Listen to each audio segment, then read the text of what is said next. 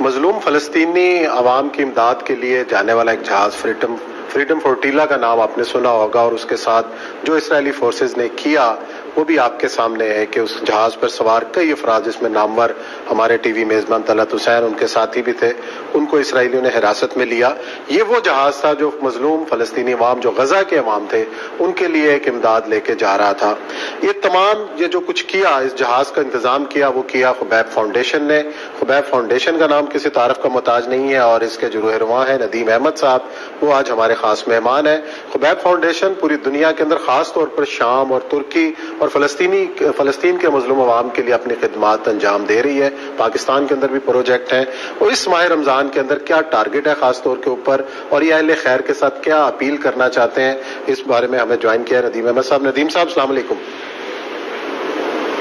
وعلیکم السلام ورحمۃ اللہ۔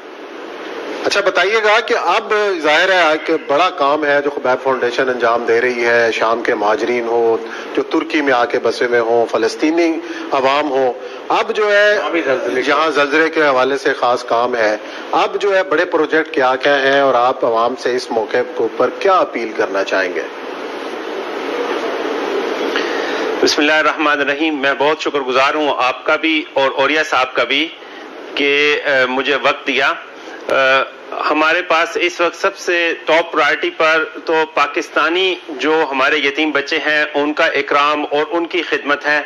اس کے علاوہ دوسرے نمبر پر ہمارے فوکس میں شام کے مہاجرین ہیں، مظلوم، جو کہ اس وقت بہت زیادہ محتاج اور مستحق ہیں پوری امت مسلمہ کی مدد کے۔ اور تیسرا شعبہ جو ہے وہ فلسطینی ہمارے جو مسجد اقصیٰ میں جو پریشانی کا اس وقت ہے اس کی طرف ہم متوجہ کر رہے ہیں، پاکستانیوں کو بھی اور پوری امت مسلمہ اس وقت لازم ہے کہ اس طرف متوجہ ہو۔ ہم اس کے لیے کوشش کر رہے ہیں کہ غزہ میں مسلمانوں کی مدد کے لیے ہم وہاں پہ افطار کے لیے، وہاں پہ یتیم بچوں کی کفالت کے لیے سپورٹ کر رہے ہیں۔ یہ تین شعبے ہیں جو اس وقت بہت ایگریسولی جن پر کام کر رہے ہیں۔ اچھا یہ بتائیے گا شام کے تو پروجیکٹس تو میں آپ کے ساتھ 2-3 دفعہ جا کے دیکھا بھی، یہاں سے اکوپمنٹ بڑا ماشاءاللہ بہت کمال کام ہے۔ ابھی جو شام کی سچویشن ہے اس سے اس وقت جو تھوڑا سٹیل میٹ آئی ہے، جو خاموشی آئی ہے، تو کیا وہ جو مہاجرین کیمپ تھے وہ جو عطائی سے لے کے اور فاس تک پورا علاقہ وہ ابھی تک قائم ہے، اور ان کی ضروریات جو ہیں کہ واپس جا رہے ہیں شامی مہاجرین جو ہیں؟ اور یہ صاحب حالت یہ ہے کہ سارے کیمپ جو ہیں جو ترکی کے اندر تھے وہ تو کم ہونے شروع ہو گئے ہیں، لیکن جو شام کے کناروں پہ کیمپ تھے وہ سارے قائم ہیں۔ ٹھیک۔ اور شام کے اندر کے جو کیمپ ہیں اسی طرح ہیں، اور اس وقت تعاون بہت کم ہے۔ مسلم دنیا سے بھی تعاون بہت کم ہے، ویسے بھی تعاون بہت کم ہے، اور اس کی وجہ سے بہت سخت پریشانی کا معاملہ ہے۔ اور اس میں ہم جو بھی کچھ کر پا رہے ہیں پاکستان میں ہمارے ساتھی کچھ مدد کر رہے ہیں، اگرچہ مدد بہت کم ہے، آپ کے کہنے سے اور دوستوں کے کہنے سے بہت بڑا فرق پڑتا ہے۔ آپ لوگوں کو کہیں کہ اس وقت شام کی طرف متوجہ ہوں، کیونکہ علیکم بشام، جیسے کہ آپ نے اس وقت بھی کہا تھا کہ شام کے لیے توجہ رکھیں، آنے والے آخر زمانے میں شام کی طرف مدد کرنا بہت ضروری ہے۔ اچھا یہاں پر جو آپ کے پروجیکٹس ہیں، خصوصاً جو آپ نے یتیم بچوں کے مختلف وہ بھی بتا دیجیے گا، خصوصاً آپ کا یہ جو ایبٹ آباد سے پہلے ہے اور اس کے بعد آپ مظفر آباد میں ہے اور گلگت بلتستان میں ہے، کتنے بچے ہیں اس کے اوپر، اور ہم نے اس پہ پروگرام بھی کیا ہوا ہے، آپ کو یاد ہوگا جی۔ جی الحمدللہ آپ نے رمضان میں پروگرام کیا تھا، آپ کا آنا ہوا تھا۔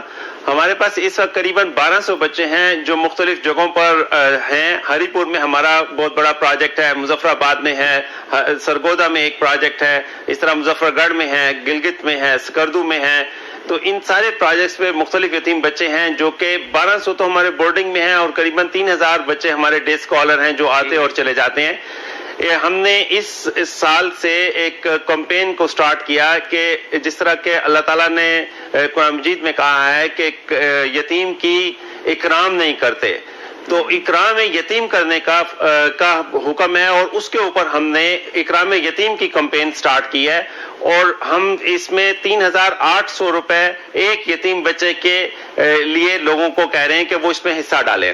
3800 روپے میں اس کا طعام ہے، طعام یتیم ہے، 3800 روپے میں اس کی اسپانسرشپ ہے، اور 3800 روپے ہی میں تیسرے جو ہے شعبہ وہ اس کے ایجوکیشن کی کاسٹ ہے۔ تو تقریباً یہ 12,000 کے قریب بنتے ہیں پیسے یہ جو تینوں ملاتے ہیں. تو یہ ہماری ٹوٹل ایک بچے کی کفالت کے خرچہ ہے. کوئی بھی ایک بچے کے کھانے کا حصہ لے سکتا ہے, ایک بچے کی تعلیم کا لے سکتے ہیں, اسپانسرشپ کا لے سکتے ہیں. اور اس وقت بہت زیادہ ضرورت ہے پاکستان میں کووڈ سچویشن میں. ہم نے پاکستان میں پہلے فنڈ ریزنگ نہیں کی تھی, اب ہم نے فنڈ ریزنگ شروع کی ہے اور پاکستان میں خبیب فاؤنڈیشن لوگوں کو تعاون کی دعوت دیتی ہے. کیونکہ پہلے تو آپ کا زیادہ تر میں خیر ٹرکی کی جو آرگنائزیشن فیمس ہے اس کے ساتھ آپ کا ایک تعلق تھا, جس کی وجہ سے بعد میں دیکھا بہت خوبصورت, میں نے خود دیکھا وہاں جا ہری پور میں زبردست ان کے وہ جیسے لگتا ہے جیسے کچن میں کہیں آگے بچے ٹھہرے ہوئے ہیں. تو اب وہ اس کا آپ کا وہ اسسٹنس اب نہیں رہ گیا پاکستان کے ساتھ بھروسہ ہے آپ کا؟ جی, ترکی کی طرف سے تعاون, چونکہ ترکی کی اکانومی کی پریشانی چل رہی ہے, ترکی مدد کر رہا ہے. IHH ہماری پارٹنر ہے, اور بھی NGO کر رہی ہیں, لیکن پہلے کی نسبت کافی کم ہو گیا ہے. ٹھیک, تو اس کو اب ہم نے پاکستان میں بڑھانا شروع کیا ہوا ہے, اور ہمارے پاس بہت زیادہ تعداد میں درخواستیں ہیں یتیم بچوں کی, خاص طور پر وزیرستان کے علاقے سے بچوں کی بہت زیادہ درخواستیں ہیں. تو ہم ان کو اسپانسر کرنا چاہتے ہیں. ہم چاہتے ہیں کہ پاکستانی عوام اپنے بچوں کو کفالت کی ذمہ داری لے. جب آپ اپنے ایک بچے کے عید کے کپڑے لیتے ہیں تو آپ ایک یتیم بچے کے کپڑوں کے بھی اسپانسرشپ کریں. اپنے بچے کے لیے جوتا لیتے ہیں تو یتیم بچے کے لیے بھی جوتا لیں. اگر آپ اپنے بچے کے لیے لیتے ہیں کتابیں اور بستہ, تو یتیم بچے کے لیے بھی بچے کو ایک رکھیں. اگر اللہ نے آپ کو 3 بچے دیے ہیں تو کم از کم ایک یتیم بچہ اپنے ذمہ لے. ہر فیملی اس چیز کے لیے انشاءاللہ خبیب فاؤنڈیشن اور دیگر جتنی بھی NGOs ہیں جو یتیم بچوں کے لیے کام کر رہی ہیں, ان سب کے ساتھ مل کے ہمیں کفالت یتیم کرنی چاہیے. یہ جو ابھی انہوں نے خدمت نے جو یوم یتامہ بنایا, اس کو انہوں نے ایک پورا گروپ بنا لیا ہوا ہے اس کا, تو اس میں آپ بھی رکن ہیں اس کے اندر, اسی گروپ پورے گروپ کے اندر؟